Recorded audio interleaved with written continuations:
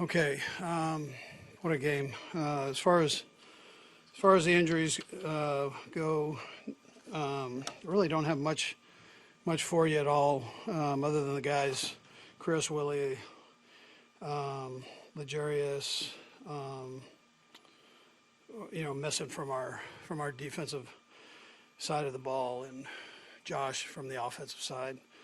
I'm proud of the guys that stepped up and did a nice job in their place. Our fans were incredible. A lot of red here, which is a beautiful thing, always. Brendan Staley, what a great job he's done with the Chargers, and you know, I might have just said his name. Did I say it right? Okay, good. Losing my brain here.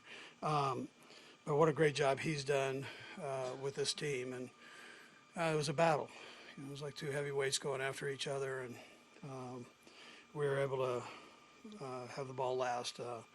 My echoes off to Melvin Ingram for winning 2 coin flips, and here he comes back to a team that he loved for all those years, and had an opportunity to put on the uniform of his rival, one of the rivals, and do such a nice job for us. So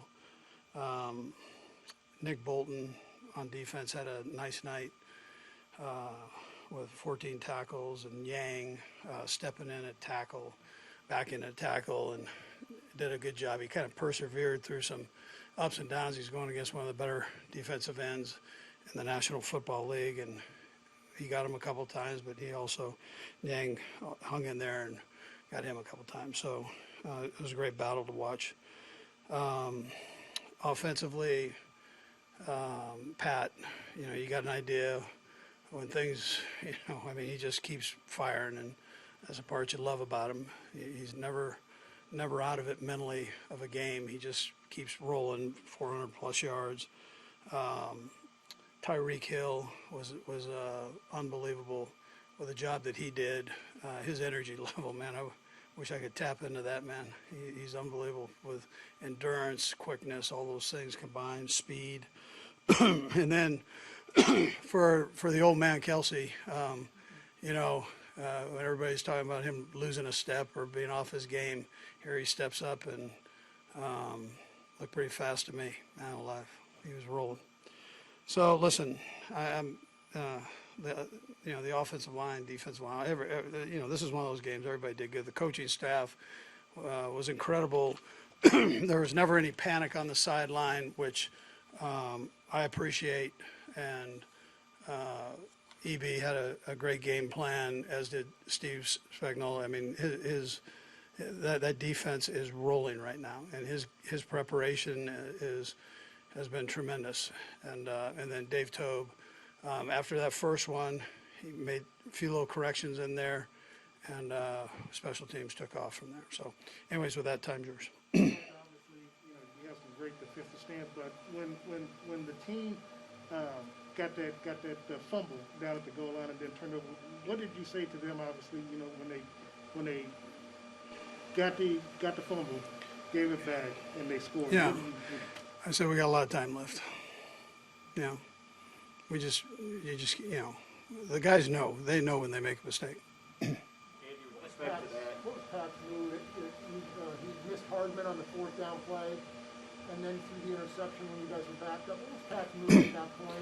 Yeah. So listen, he keeps firing, and so he wants to know what went wrong. He normally knows himself, and so you just talk to him and make sure he just stays with it, and get whatever mistake is taking place, just get it corrected and move on.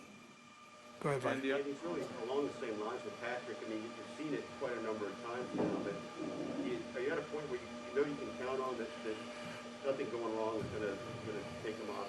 Yeah, always. Yeah. So he's unique that way. You guys have been around him now for a few years, and you've seen just about everything here. So, but he's going to stick with it, trust himself, trust the guys around him, trust the calls. He doesn't ever question that stuff. He just goes and plays. And there's so many little things that I appreciate from him, and that's why he's one of the greatest, So Is that, is it, I guess, is it harder to understand than it might appear? I mean, 'cause it's not just something the guy snaps his fingers and does. yeah, you're playing against a good football team, so not everything's going to be perfect.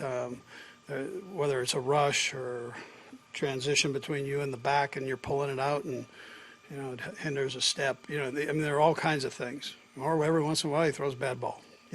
So that happens. It happens to every quarterback in this league. We're fortunate here to have a good one, and so are the Chargers. Towards the end of regulation, obviously Harrison Butker, he's got a wide range of his legs. How much consideration did you give to maybe allowing him to try a 65, 70-yard? I felt like if we got to the 40, we'd probably be in the ballpark there. And, we just needed to get to that spot. We weren't able to do that. But, then by the time, we ran out of time there. So we're down to 5 seconds, took a knee and just said, listen, we have Melvin for the coin flip. Eddie, when you're in a must-pass situation, down 8, down 7, what did you feel like worked with everyone that wasn't happening on the field that allowed him to be? I just thought the guys, the receiving core and tight ends, we were rotating everybody. Just tried to keep them as fresh as we could later in the game. And I thought they all stepped up and did a great job. So they jumped into a little bit of man coverage on us at the second half, and a little bit more than what they had in the first half. So you gotta win one-on-one, right? And and then know where the hole player is, or the thief robber player coming out of the sky. And so the guys handled that well and got themselves open. And then after they caught the ball, there were yaks involved. So I thought that was big too. You talked earlier about Nope. You talk almost after every game about the margins are so small, right? Yes. Just wondering, is there anything to the idea that you guys have won this division for so long, there's some sort of advantage from those margins are so small, being on your side, disadvantage being on the other side? Well, tonight, yes. The last time we played them, no. So, I do trust our guys. I think they trust themselves, which is huge in those situations. But you got to go out and you got to produce like this. So your back's to the wall, and the guys, they bear down when they needed to bear down, and that was a great job by them. Yeah. Two, but one really quick one. Was Tyreek just cramping, or did he tweak something? Yeah, he had a couple things just where things were tightening up on him, mainly because he was running like 50 yards every play down the field. And so we were just trying to get him a blow in there so he wouldn't cramp up, But he's unbelievable, man. His endurance for a fast guy is phenomenal. I mean, it's hard to find that in this league that can run with his speed, play after play after play after play. And I wanted to ask you about Travis as well. You referenced it in your open, but obviously there has been conversation about his past few weeks. Could you sense just the emotion of a game like this from him? Well, he's emotional every game. I mean, he loves to play. I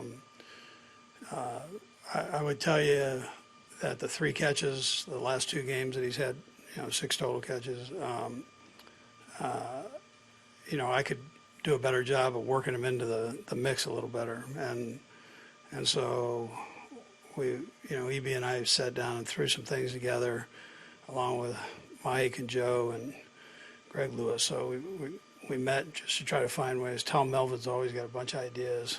And so we threw a few of these things in there, and, it worked out okay.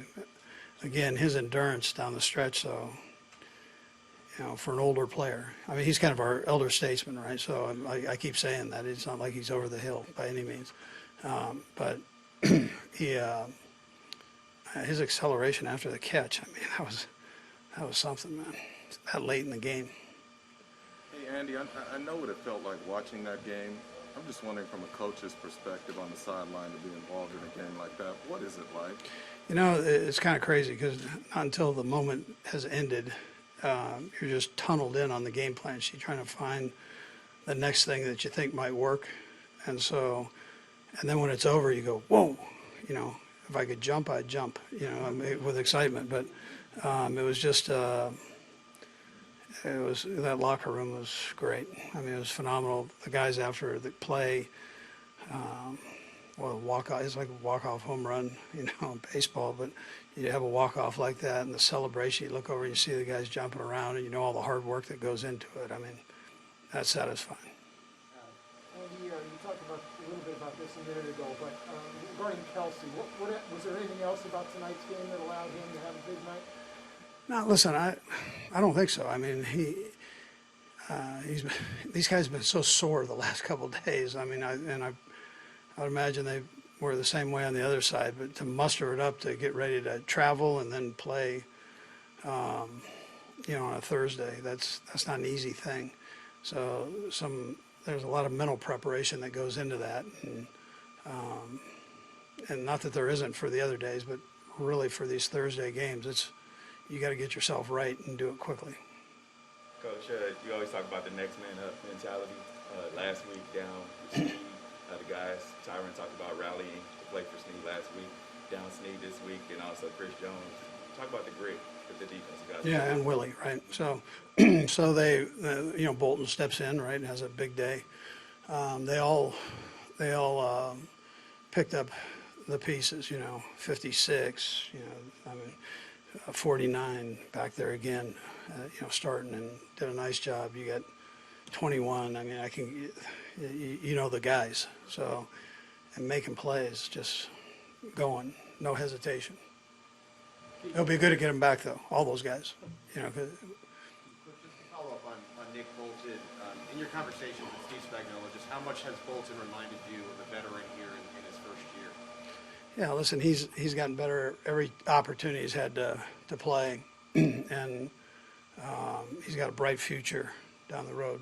Veach did a nice job bringing him here, and Brett and his scouts have just really studied him. He's a great kid. He doesn't say a whole lot, but he knows what he's doing, and the guys know that. The veteran players know that. And then he's a sure tackler. He had a couple tackles down the stretch there, as did 21. I mean, those are sure tackles right there. I mean, you know. So. Andy, when you see them keep going for fourth down plays and you guys stopping them, what does that say about the magnitude of the game, how they approached it, and did that change anything from your perspective? Yeah, so that's what they do. I mean, they do it with everybody. It wasn't just us. I mean, that's one of the things that we knew that coming into the game, that if it's fourth down, I mean, the head coach has said it. You know, he said that's like third down to them, right? So, but you got to stop them, and so our guys got enough of those to help. And we kind of went through the same thing, so we've got stopped too. But you know, it's a long field to drive. But both teams ended up driving the length of the field with pretty good drives. So, Coach, obviously, great win. Players will probably have the weekend off, come back Tuesday.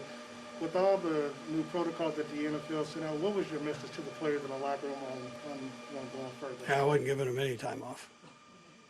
No, I am. But yeah, you're like, yeah. So, anyways, they're getting a little time off. What's your message with the new protocols? Be safe. Be smart who you hang with.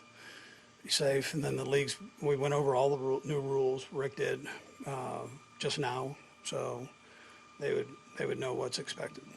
All right, thank you. All right, good. Thank you.